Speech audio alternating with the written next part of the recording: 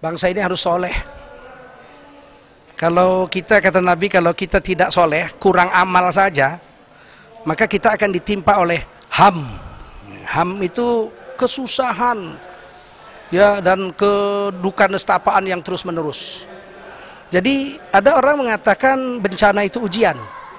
Kadang-kadang terhadap orang beriman bencana itu ujian.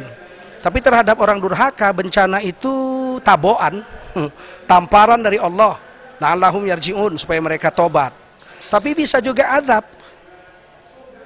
Azab Allah, mereka diazab oleh azab Allah. Allah azabkan. Jadi diazab oleh Allah Subhanahu wa taala agar mereka itu musnah.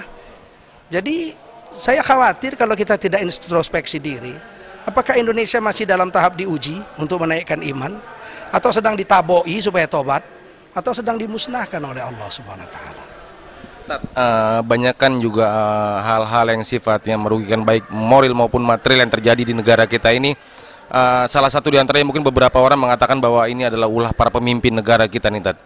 Ada nggak sih, Tat, keinginan, artinya secara pribadi harapan Ustadz terhadap pemimpin-pemimpin negara kita ini kelak ke depan nih, Tat, pada tahun 2013 ini, Tat, mungkin ada hal-hal yang ingin disampaikan? Saya tidak setuju juga. Kerusakan negara ini bukan tanggung jawab hanya pemimpin. Zaharul fasadu fil barri wal bahr bima kasabat aydin nas. Kerusakan di alam darat dan di laut itu karena ulah tangan manusia. Bima kasabat aydin nas. Jadi bukan hanya pemimpin. Pemimpin-pemimpin sekarang ini kan buah dari rakyatnya. Kalau rakyatnya 90% taat, pasti terpilih pemimpin yang taat. Saya kasih ilustrasi.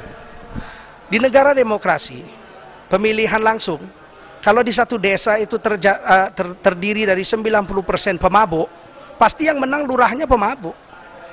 Kalau di satu desa itu 90% rakyatnya maling, pasti yang menang raja maling.